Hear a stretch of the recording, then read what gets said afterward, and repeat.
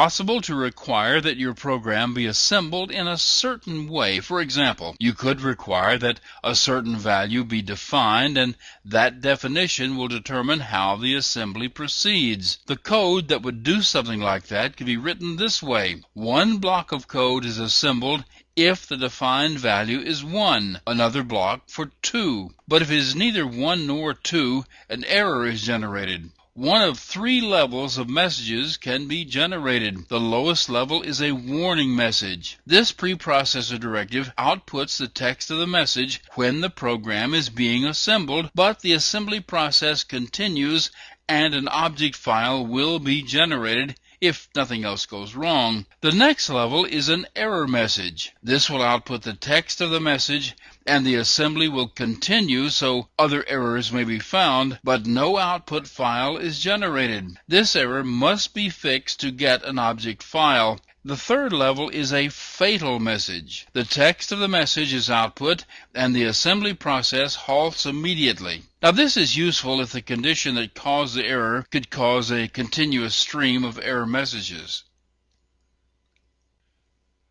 One preprocessor command is different from all the others in the way it comes about. It is not written by the programmer, it is written by the preprocessor, or it could be written by the compiler which generates the assembly language. It's the line directive. As arguments, it accepts line number and a file name. It's used to inform the assembler that the current line relates to a specific line in another file. The assembler uses this information when it generates error messages and such.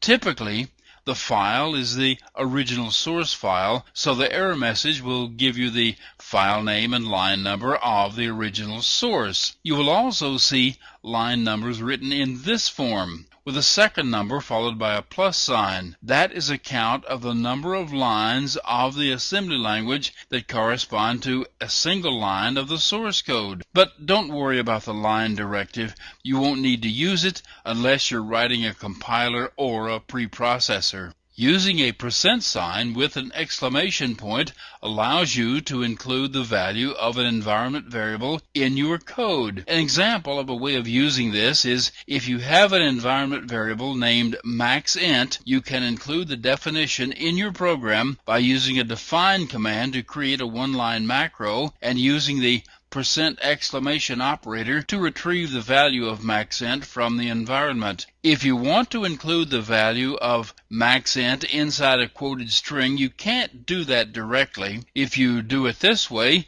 you will get a quoted string beginning with a % sign and an exclamation point, not the value of the variable. However, there is a way to do it. This way, the preprocessor converts all 3 one-line macros before the define byte command is assembled.